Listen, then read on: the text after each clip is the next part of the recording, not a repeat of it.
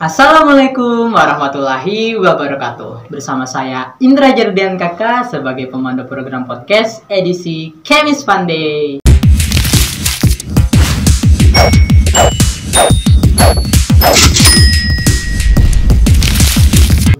Jadi di edisi podcast kali ini saya akan ngasih sedikit nih informasi tentang pembelajaran kimia berbasis etnoscience.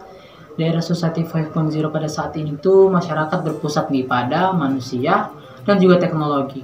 Kehidupan kita yang semakin maju dan juga semakin canggih membuat kita nih mau nggak mau harus berpacu juga dengan waktu agar bisa hidup berdampingan dengan teknologi tersebut.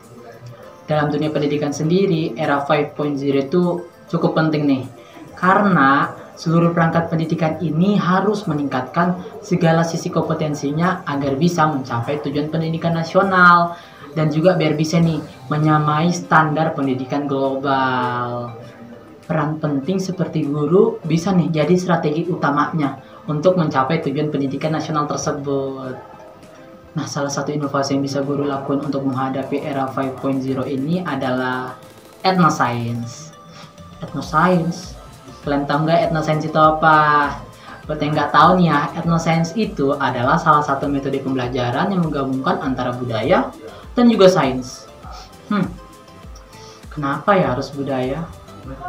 Itu karena di era globalisasi kita pada saat ini, budaya itu atau identitas nasional itu harus dipertahankan kearifan lokalnya dan juga agar tidak punah nih tertelan zaman.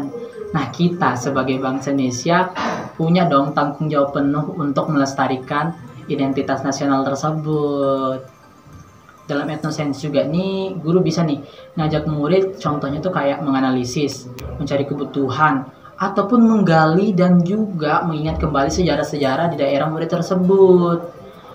Kayak contohnya itu mungkin guru bisa nih mengaitkan antara materi kimia dan juga potensi yang ada di daerah murid tersebut.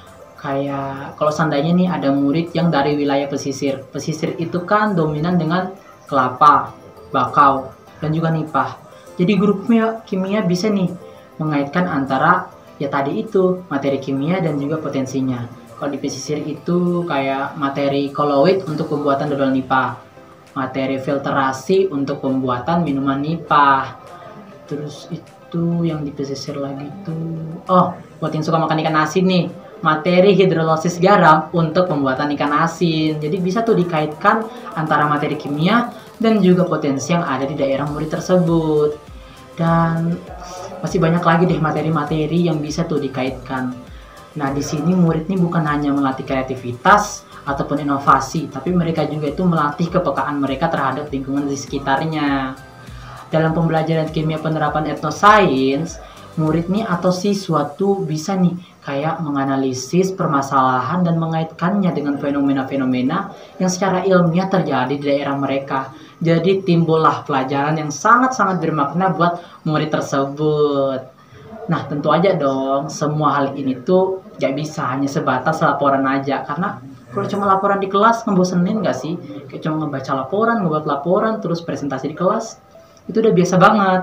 Nah, maka dari itu, dari sini murid bisa nih meng-share ataupun membagikannya ke media sosial.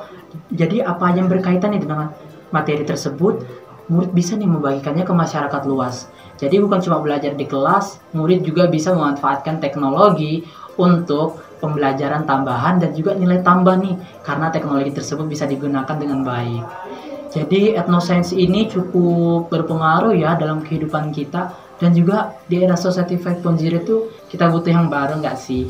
Teknologi, ada etnoscience juga bisa dikaitkan. Tapi mungkin sekian aja ya dari saya karena takut videonya kelamaan dan juga takut kalian bosen gitu. Maka sekian dari saya, kurang lebihnya saya mohon maaf banget. Jadi wassalamualaikum warahmatullahi wabarakatuh.